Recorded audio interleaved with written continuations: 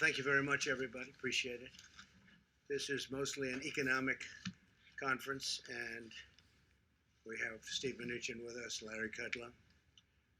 I'd like to just announce the spectacular news for American workers and American families and for our country as a whole. There's not been anything like this, a record-setting. It was just put out that the United States economy added almost 5 million jobs in the month of June, shattering all expectations. I was watching this morning and the expectations were much lower than that. The stock market is doing extremely well, which means to me jobs. That's what it means, jobs. This is the largest monthly jobs gain in the history of our country. The unemployment rate fell by more than 2 percentage points, down to just about 11%. We're down to the 11% number. We started at a number very much higher than that. As you know, we broke the record last month, and we broke it again this month in an even bigger way. This news comes on top of May's extraordinary jobs report, which was revised upwards, by the way, to 2.7 million jobs. It was 2.5, that was last month, and that was a record setter. But it actually got a little bit better. We revised it. It was revised upward to 2.7 million jobs, for a combined total of 7.5 million jobs created in the last 2 months, and that's a record by many millions of jobs. So it's 7.5 million jobs created in the last 2 months alone. Today's announcement proves that our economy is roaring back. It's coming back extremely strong. We have some areas where we're putting out the flames or the fires, and that's working out well. We're working very closely with governors, and I think it's working out very well. I think you'll see that shortly. In June, we added 2.1 million leisure and hospitality jobs, 740,000 retail jobs, 568,000 education and healthcare jobs, 357,000 service jobs. These are all historic numbers. And 356,000 manufacturing jobs. And manufacturing looks like it's ready to really take off at a level that it's never been before. And a lot of that has to do with our trade policy, because we're bringing manufacturing back to our country. And these take a long time to get going, and they're now going. So these are historic numbers. I'm really happy when I see 356,000 manufacturing jobs, and that's just a small number compared to what it will be soon because of our great trade deals. African American workers, really happily for me, made historic gains with 404,000 jobs added last month alone, and that's a record. And the second largest jump will be last month, and what we have, if you add the 2 months together, it's 700,000 jobs for African American workers added in the last 2 months, and that's a record by a lot. Likewise, Hispanic employment is up by 1.5 million jobs, a record by a lot. Hispanic employment up 1.5 million jobs. 3 million more women were employed in the month of June, a record. Never had a number like that.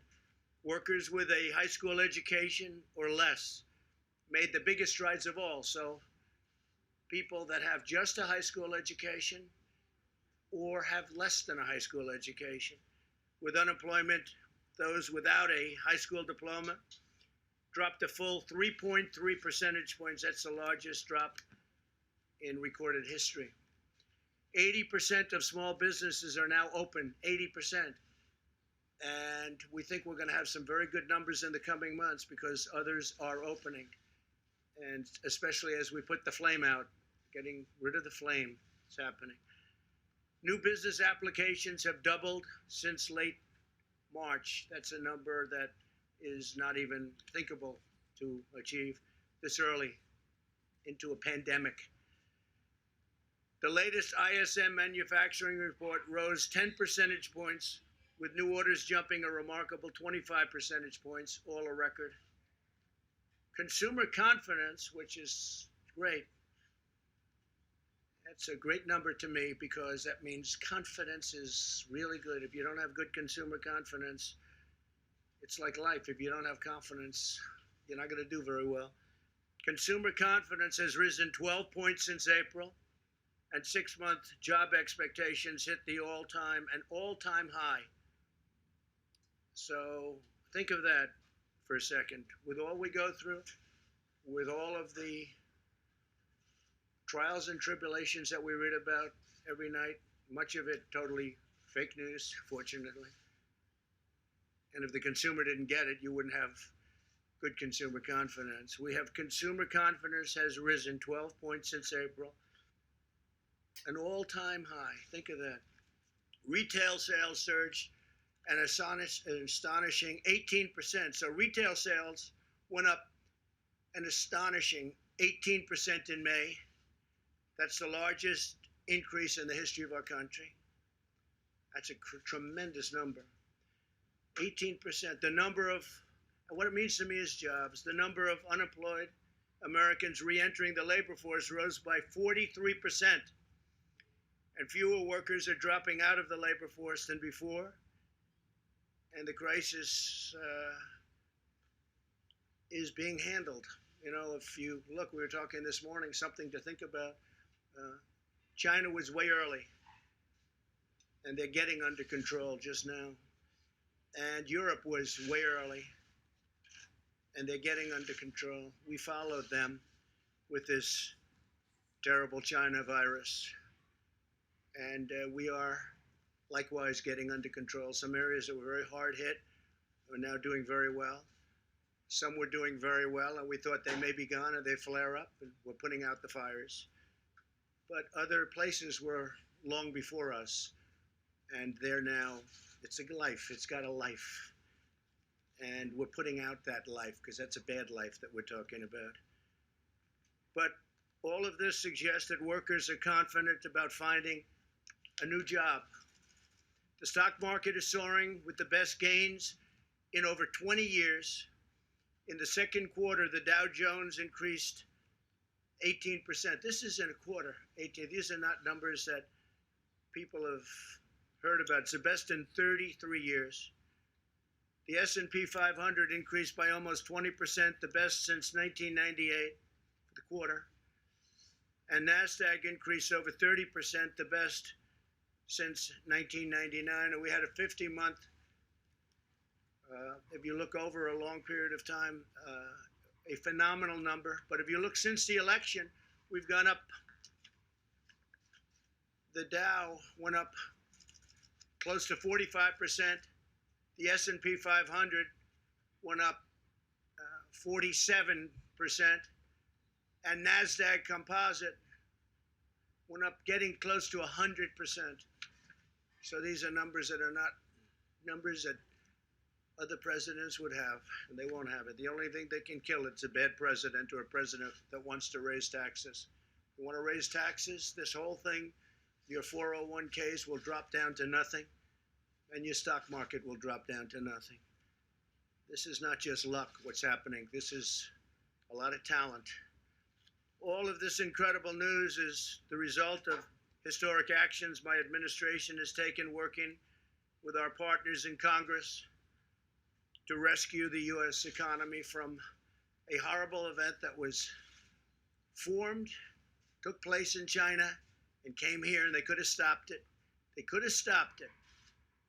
Nobody likes to write that, but they could have stopped it. They know it, and I know it. Through the Paycheck Protection Program, we've extended over $520 billion in loans to nearly 5 million small businesses, saving and supporting the jobs of tens of millions of American workers. This has been a tremendous success. Levels that nobody's ever seen before, but we saved all of those jobs and all of those small businesses, and some will be large businesses soon, perhaps. We also rushed urgently needed relief to millions and millions of hardworking taxpayers. They got that directly, and we're working on a phase 4. We're working with Congress. That work has started. Steven Mnuchin can give you a little briefing. Talking about payroll tax cuts. We're talking about more money being infused. And it comes back to us. It comes back. It's all coming back. It's coming back faster, bigger, and better than we ever thought possible. These are the numbers. These are not numbers made up by me. These are numbers. We've implemented an aggressive strategy to vanquish and kill the virus and protect Americans at the highest risk, while allowing those at lower risk to return safely to work. That's what's happening. Our health experts continue to address the temporary hotspots in certain cities and counties, and we're working very hard on that. The relationship with the governors is very good. We made a call, Mike Pence made a call just yesterday and said, what do you need? Not one governor needed anything. They don't need anything. They have all the medical equipment they can have. Thank you, U.S. government. They have all of the ventilators they have. You know, we're giving many ventilators and selling in some cases and giving when needed, but we're the ventilator king. We're now producing thousands of ventilators a week, and we're helping other countries. And other countries are desperately in need of ventilators because this is now at 189 countries. That changes all the time, that number. Our last count is 189 countries, and many of them don't have money, and almost all of them don't have a capacity to build a ventilator, which is hard to build, very complex, very expensive, very big in many cases. We've done an incredible job. So we have assembly lines building ventilators, and we're building thousands a week. All of these people are working with governors and local officials to restore best practices, and that's what we've done. That includes face covering, social distancing, testing, and personal hygiene. Wash your hands. State officials will decide how rapidly to open their economies. That's largely up to them. If we see something that's egregious, we've gotten involved with a couple of them where we thought it was unfair. We'd like to see churches opened quickly, and some of them just don't want to do that. In New York, we got a great ruling from a judge, thank you, Judge, that they can open. If these best practices are implemented, then the hot spots can be calmed quickly, and we understand this horrible disease right now. We didn't understand the disease at all. We did the right thing. We closed it up. We would have lost millions of lives. We've done a historic thing. We would have lost millions of lives. And now we're opening it up, and it's opening up far faster than anybody thought even possible, and more successfully. And as I said, you're going to have a fantastic third quarter. It'll be a third quarter the likes of which nobody has ever seen before, in my opinion. And the good thing is the numbers will be coming out just prior to the election, so people will be able to see those numbers. The fourth quarter, likewise, will be extremely good, and maybe most importantly, from the standpoint of our country itself, next year will be a historic year. Next year is going to be an incredible year for jobs, for companies, for growth. Things are happening like nobody would have thought possible. I do want to comment, Boeing, as you know, is moving along in their process. It's been a very hard process, a very complicated process, but they have made tremendous gains, and they're going for approvals on the aircraft, the 737 MAX. They're also starting to do some real business, so I just want to congratulate Boeing. They've been through so much. I think it was probably the greatest company in the world. I used to say it was the greatest company in the world, and then it ran through a very tough period of time. But I just want to say that Boeing has made tremendous progress in a short period of time. And other companies I don't even have to talk about because they're all setting records. Virtually every one of our great companies is setting records. So I want to thank everybody for being here today. These are historic numbers in a time that a lot of people would have wilted. They would have wilted, but we didn't wilt, and our country didn't wilt, and I'm very honored to be your president. Thank you very much. Thank you.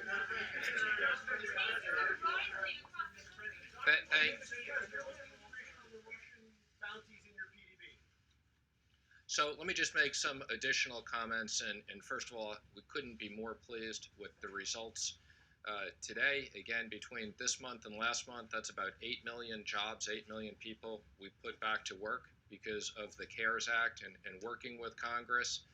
I think, as you know, people thought we would have 30 million people unemployed. Fortunately, we never got to that. So 8 million jobs back, but our work is not done. Our work won't be done until every single American who lost their job because of COVID gets back to work. And there's no question, I want to thank the Senate and the House for working with us. There's no question these programs are working. I also want to thank them for extending the PPP. As I've said, it's our priority when we get to the CARES 4 bill in July. We will look to work with the House and Senate on a bipartisan basis to repurpose that money. We have about $130 billion left. There are going to be a number of businesses that are particularly hard hit, and we'll be looking to give those businesses additional money. So CARES 4 will be much more targeted for the businesses that continue to need work, but there is no question that this is working. And we look forward to continuing this progress. Again, I think 8 million jobs, really extraordinary. Now, let me just make one other comment. Director Kudlow and I are not wearing masks up here because we've both been tested this morning, okay? And that's the only reason, but even with that, we did social distance, so I'm pleased to see you're all wearing masks. I'm gonna let Director Kudlow make a few comments, and then we'll both be happy to take questions. Thanks, Stephen. Just briefly, underscoring these high-frequency indicators. You know, it's a difficult thing to do. We haven't had much experience with these pandemics, but I will say this. The Apple Mobility Index is a very important index. It's literally a real-time daily indicator, and we're not seeing any declines. It's still strengthening, even, I might add, in some of the southwestern states, which have difficult hotspots. Housing demand and housing surveys are just soaring. Automobile demand now expected for the third quarter, about 10 million plus production units. The trucking surveys look very, very strong. And the Dallas Fed survey, I don't recall if it was in the president's notes, because it's obviously in Texas, a bad hotspot. The Dallas Fed survey, which goes to the end of the month, has not yet shown any declines. Now, it may. I'm not going to rule that out. And I would say, as a general matter, these job numbers, as good as they are, erasing a third to a half of those who are unemployed, there's still a lot of hardship and a lot of heartbreak in these numbers. I understand that. And the economy is on its way back. We have a ways to go. I will, however, continue to reference the Congressional Budget Office, which is looking for a very strong third quarter and second half, and a number of private surveys and private forecasters who see the same story on the V-shaped recovery. And with good policies and leadership, 2021 can be a big bang year, and we will be able to get back to the peak levels of 2019. So I believe we're well positioned. I think we have a lot more work to do. I get that. And as Steven mentioned, we'll see how the policy discussions go later this month. Thanks. Sure, go ahead. Mr. Secretary, are you concerned to see new unemployment claims rising? We're at 1.4 million layoffs last week, and that number is actually going up, not going down. Are you concerned about that? Well, let me just say again, I want to just say, we're going to be concerned till every single person is back to work. Now, when you look at these numbers, I think it's tough enough to predict economic numbers in normal times. In these times, you have to look at all these numbers in the entirety. So what I would say on that is there's a lag on the unemployment claims. I think you also know many of these states we said up front are completely backed up. So no, I would focus on the jobs numbers are the most accurate numbers, the trend of 8 million jobs back. But having said that, I'm concerned until we get everybody back to work. Obviously, this is good news today, no question about it. But it's also obvious that the crisis that is surging through Sunbelt states, record number of cases nationally yesterday, threatens all of these economic gains. Many states are throwing their reopenings into reverse. What additional actions is the administration going to take to stop that?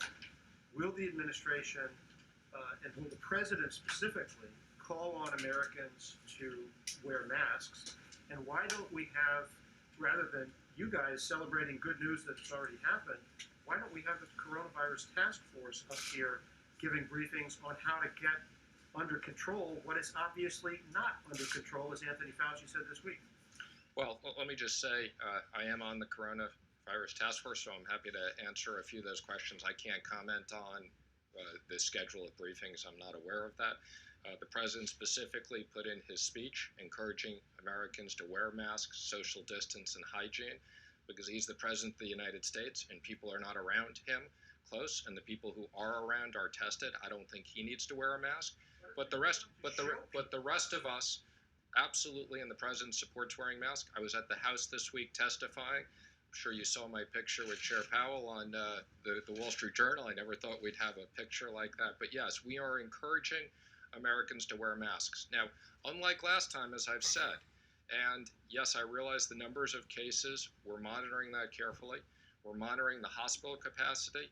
Let me just say I've been briefed on where we are on vaccines and virals. I'm very encouraged. We'll have things by the end of the year.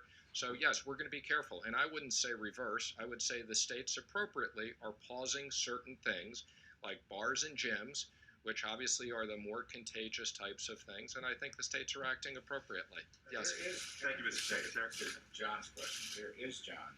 Look, Deborah Birx has been down in Arizona, Texas. So they have put a team in play, and CDC is doing more of that.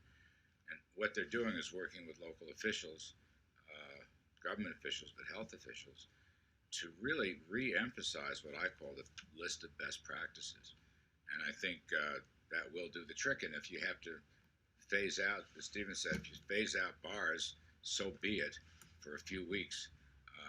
I think some places might have been over-exuberant and now have to come back and get back to these best practices of distancing and masks and testing and personal hygiene. Just said a few minutes ago that we're getting this under control. It is obvious to anyone watching that it is not under control, and Anthony Fauci said so out loud this week. I think what Dr. Fauci said is that if people don't take these things seriously, okay, that the numbers could continue to spike. So, again, what I'd say is the numbers are up. We're obviously watching this very carefully. We think that there is the right balance, and we're working with the states on the health issues and the economic issues. We'll go to the next question. Yes. Mr. Secretary, there is a record number of new infections every day. Does the White House regret encouraging states to open as quickly as it did? And do you think some of that has backfired? No, absolutely not. I think we've had a very careful plan, again, working with the states. This is primarily the state's responsibility, but working with the states. And again, I think there's plenty of places we can get people back to work safely. I can tell you in the Treasury, we're going to take more people back. We are social distancing. We're checking people's temperature at times. There is a safe way to reopen the economy, and we're going to do that carefully. Yes. A lot of Americans are worried about what's going to happen with schools in the fall for kids, and there's a real economic argument that without schools, a lot of the workforce can't actually truly return to work. What is the administration doing about this? How are you working on it? Are there strategies that you're trying to employ? We're working with schools and universities. Again, I think in most cases, schools will be able to open safely. Some schools will need to spend money. One of the things we'll look at in CARES 4 is if we need to give money to schools to properly equip their areas, I think that's something that will be high.